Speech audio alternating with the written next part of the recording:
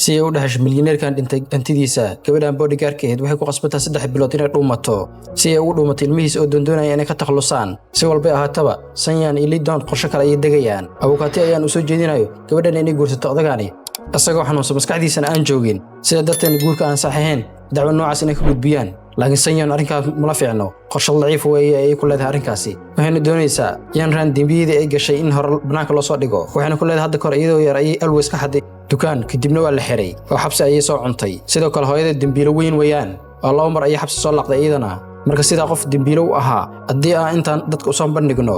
sumcadeeda iyo sharafteeda ayaa halka ku dhamaanayay ku leedahay sheekada waxay noqonaysaa gabar dambiile ah ayaa odax xanuunsan oo duq ah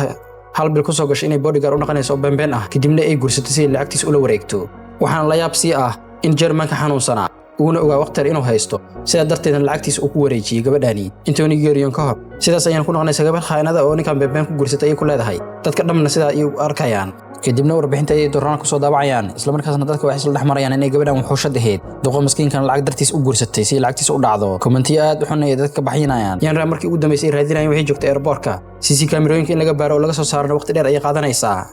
sida daraadiisan uu waxay shaqaaleysiinaysaa koox gangster ah si uu soo helaan Yanran iyo hooyadeed awal marin aan caadi ahayn oo qaadaysa hadii ay soo helaan Yanran markaan dhankeeda duufaan ayaa ku soo socdo mana la socoto Yanran busteejada waxa ka soo doona doomi lawyer Lee ayaan is xigaan ninkani lawyer Lee Yanran wuxuu u digay ninkan inay u dhawaato ayna ku sarmi wajigiisa aan u malayso miskiin ninkaas haduu wax dareemo waa xayawaan ayuu ku leeyahay ay si gooniya isaga jir ayga waan ayaan u naaniis jirna ayuu ku leeyahay Yanran sidoo kale waxay wadataa bistoolad oo Germanka soo siiyay intoona geeriyon ka hor waxaana ka dhacsiiyay inay tahay nafsadeeda inay ku difaacdo maadaama Sanwu iyo walaalkeed ay soo weerari doonaan laakiin iyada ma malaysan in qoragan uu yahay qoragii loogu talagalay argudashada Germanka sida darteed ugu dhiibay si uu gabadhiisa ugu argudo sharciga Kuuriyaanka qofkii wax dilana ugu yaraan waxa lagu xukumaa 5 sano haddii Yanran qofku disho qoragana 5 sano ayay soo laqaysaa ugu yaraan iyadana marka hore ma doonin inay xabsi gasho laakiin Germanka ayaa wuxuu sheegay wax walba inuu xalli doono haddii ay wax dhahan xabsi ay geli dooneen laakiin markaan Germanka uu geeriyooday haddaba arrinkaas dhacday oo xalli doono habeenkeed ugu horeeyay Yanran ee Mujan waxay koraysaa boorkii dibna waxay fiirinaysaa wadooyinka xaafadda waxayna ka ogaanaysaa wadada in nalal kaliya maahan cid kale inay joogin haddii qof lagu dilayo wadada dhexdeedana cidna ogaa karin oo meesha nafteeda ay qatar u imaan karto dadka xaafadana markaan kolanay isugu imaanay maadaama iskuulka carruurtooda oo qatar ku jiro oo Yanran ay dhig rabto kontraada mulkiilaha guriga lala galna ay dhici rabto sidoo kale mulkiilaha qof waqtigiisa gabagaba ah nin lagu magacaabo Jacket ayaan dhismaha doonayo inuu la wareego milkiilahana mar walba wuxuu ku qasbay inuu asiga ku soo wareejiyo guriga sidoo kale macallin walba meeshaan la keeno uu laaluusha kadibna meesha ayuu ka diraa sida daradeed dadka deegaanka waxay isugu yimid macallimiinta cusub inay ninkan ka ilaaliyaan laakiin doomin ayaa shaki ku jira macallimiintan ugu jira wuxuuna ka shakaysan yahay heerka waxbarashada ay ka gaartay iyo sababta shaqo magaalada u haystay ka soo cashiisay halkan u soo aaday oo magaalada aad ku yar ee magaalada ka fog kadibna maamulka iskuulka wuxuu kula talinayaa inay baaritaan ku sameeyso gabadhaani background-ka inta dambana soo ogaato iskuulaad kala soo shaqaysan ee dib u raacdo waxaanu sheegay Brian inay soo bateen dadka magacyada beenta isticmaalayo kadibna shaqooyin ku raadsanayaan waxaasi dhanka Yanran wada walba waxay ku xirtay kaamiro iyo dariiq walba xaafadda dhaxmaro si ay dhaqdhaqaaqa xaafadda halka ugu socoto mobilkeeda iyo kombiyuutarkeeda isla markaasna waxa la leeyahay fiidiyoyada dharmidka garoonka dhar ku beddelanaysay Shanyana markaan kooxdeeda waxay u diraysaa safe boxiga Germanka bangiga ugu furnaa inay soo fiiriyaan laakiin markay tagaan waxba ma arkayaan oo odaga dadkan dhanba ku horeeyay wax walba uu la socday hore ayuu ugu taxdiray wuxuu leeyahay inay gacanta ku dhigto naagtaani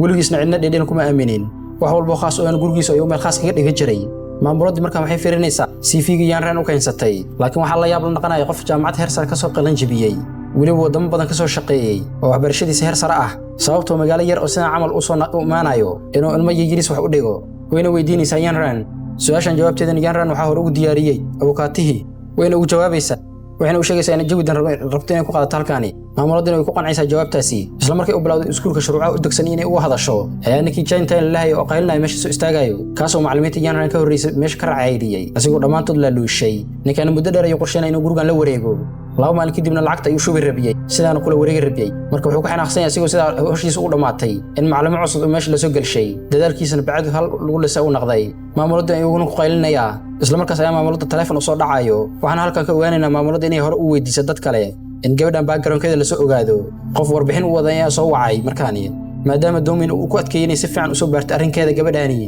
waxbarashada heerka sare ay wadatana shaki ka gagal ninkani qofka telefoonka soo wacay wuxuu sheegay inay jirto qof buu Samiil oo jaamacadan ka qalin jabiyay laakiin qofkaas buu Samiil inay 53 sano jirto halka Yanran da'da 30 ay jirto Yanran waxay darbiga ka maqlaysaa maamuladii qofkii waxay ku wada hadlayeen isla markaas ay waxay wacaysaa lawyer Lee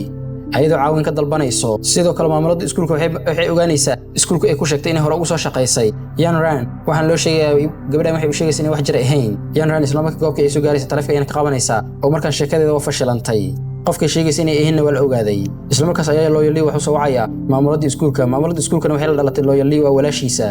wuxuu u sheegay Yan Ran qofka ay tahay iyo sababta halkaas u joogto inay caawiso ayuu ka dalbanayaa Yan Ran markaa maamulada qofka ay tahay waa u cadaatay Yan Ran way qaranaysaa wax walba ay tahay markaani waxayna ka codsanaysaa maamulada inay cidna u sheegin 3 bilood soo socotay intay tijaabiyeyso qofka ay tahayna ay qarayso kadibna labadooda arrinkaas way isku raacayaan laakiin si lama filaana Doomin ayaa erida banaankeeda istaagsanaa sheekadooda dambaysan uu maqlaayay kadibna intuu soo galay wuxuu leeyahay maxaa sheegayseen labadooduna isku naxayaan kaliya wuxuu ka maqlaana markay dhahaysay Marwo maadaama muusig banaanka uu ka shidnaa shaki ay ku soo abuurtay sababta macluumaadda Marwo loo dhahayo Yan Ran iyo maamulada way naxsan yihiin markaani isla markaas ayaa maamulada shaqada dhan bedelaysa kadibna waxay iska dhigaysaa qof taleefanka ku hadlaysay iyadoo ka dhigaysa Marwada qofkan taleefanka kula hadlayso Doomin arrinkan run ayuu iska qaadanayaa kadibna banaanka ayuu iska soo baxayaa kadibna Yan Ran ayaa maamuladii ku dhahaysay hadii qof ogaada qofkan ahay ama qof yaqaan uu imaado jawaabtaas ani kaliya ayaan bixi karo oo aanay xaggayga u soo dirta Yan Ran CC camera si ay u soo muuqan meel walba oo camera ku xiran tahay sawir ay ka qaadatay si ay isaga ilaaliso sidoo kale gurigeeda degantahay riirihiisa 12 camera ay ku dhagsatay ayadoo taleefankeeda iyo laptopkeeda kala soconayso dhaqdhaqaaqa meelaha ka jiro si qof ay ka shakaysan tahay halkaas soo maray iska ilaaliso isla sida Shanyin iyo walaalkeed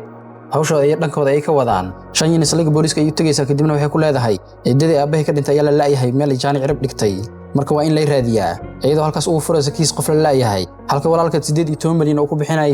Yan Ran hooyadeed sida loo soo heli lahaa Yan Ran hooyadeed saaxiibteed ayna siinayaan lacagta si ay u sheegto meesha joogto kadibna markay ka tagaan way soo wacaysaa waxayna u sheegaysaa inay rag raadinay u yimideen ayna u sheegin meesha joogto in iska taxadirto isla markaas Yan Ran hooyadeed way iska dareemaysaa maadaama naagtan roo ay u taqiinay waxayna ku leedahay khaanad qofkaas oo kala ma la aamini karaa mar hore ay sheegtay meeshan joogo waxayna bilaabaysaa alaabteeda inay xirxirto si meesha u baxsato Yan Ran hooyadeed goobta waxa kala shaqeynaa kale naagtan waxay basas u tahay Abukaatili waxayna u sheegtaa dhaqdhaqaaq walba ay sameynayso Abukaatili markaa wuxuu doonayaa guriga inuu soo tago kadibna gabadhi guriga shaqeynaysa Haji ayuu tagayaa wuxuu leeyahay meel walba inay nadiifisaa kadibna hawsheeda isku wadatay waxay arkaysaa asigoo xafiiska Jermanka galayo kadibna si tartiib ayuu soo dabadgalaysaa kadibna way weynaysaa meel uu ka baxay gabadha maadaama ay gabadh aad u caqli badan isla markiina way iska baxaysaa goobta kadibna markuu baxo ayay soo laabanaysaa waxay raadinaysaa meesha uu milaq ku yiri ugu dambeyn miiska ayay ka helaysaa qolkii sirta sida loo furo dabadeedna way furaysaa way galaysaa kadibna miiska ayay ku arkaysaa fayl saaran faylkaas ayay waxay ka ogaanaysaa Yan Ran meesha ku dambeysay iyo dhammaan waxay sameynayso iyo magac cusub ee baxsatay warbixinta dhamna halkaas ayay ka helaysaa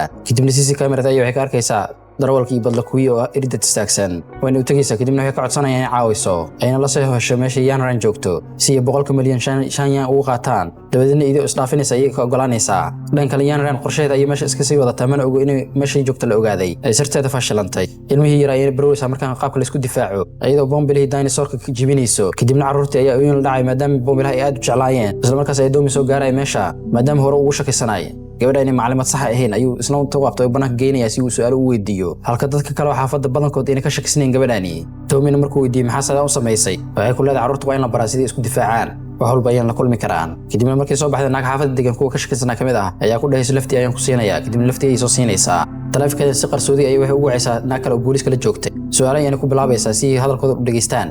laakiin Yan Ran isla markii iska fahmaysaa barnaamijkaani kadibna gaariga ay isaga dagaysaa isla markaasna waxay wacaysaa Loyally waxayna u sheegaysaa Abukaataha in dadka xaafadda ay ka shakiyeen shakigan uu sii xoogaysanayo isla markaas ay qorshe dejinayaan kadibna naagta ay qabanaysaa waxayna u sheegaysaa inay doonayso inay xaflad samaysato xafladaas oo soo dhaweyn hatta qarash ku baxayna iyada ay bixin doonto dhanka Loyally guriga ayuu ku soo laabanaya kadibna wuxuu u imaanayaa Haji oo guriga ka maqan taleefankeeda markuu uu dansan yahay waxaana sidoo kale ogaanaya dhammaan alaabada inay qaadatay oo bursooyinkeeda xirxiratay lamana socdo Haji inay qabato dhanka iyo Mujaan si Yan Ran halkaas ugu tagto Yan Ran markaan xafladda ay isku darinaysaa lamana socdo Haji inay dhankeeda soo hayso isla markaas ayaa qolka waxa uu soo galay Doomin oo sidoo box strawberry ah laptopkeedana uu shidnaa CC camera dhammaan way ka darnay Yan Ran ma doonays in ay ogaato in CC camera meelaha ku xiratay si uu arkina dhankiisa ay soo aadaysa isla markaasna goobta xafladda waxa soo gaaray Haji dadka markay weydiiyaan qof cusub ayaa u socotay waxay ku leedahay Busumi ayaa raadinayo Yan Ran ah saaxiibteed ayaan ah ma joogta ay ku leedahay kadibna qolka ayaa loo soo tilmaamayaa Yan Ran si uu mashquulis Doomin laptopka inuu arko wax shuminaya iska dhigaysa Doomin uu leeyahay wax meesha ka socdo isla markaasna Haji iyo albaabka taagneed ay arkayso halka Yan Ran si tartiib laptopka ay u xirayso isla markaas ay Haji salaamayso halka Yan Ran isku naxaysa in ama kaagayso Haji in halka imaanaysa kama falanaynin sheekadii waa dhumanay ay yaacuna markaani haddaba Haji maxay damacsan tahay sababtay halkan u timid maxay maxaan u qarsoon yaan raama khiyaani doontaa oo booska meesha joogto ma sheegi doontaa sanyaan ma gudbi doonta waa ina qaybaha xiga oo xiiso badan fadlan muuqaalka laagta dhac lagu siiyo haddana ugu cusubtaan subscribe waa ina kulan dambo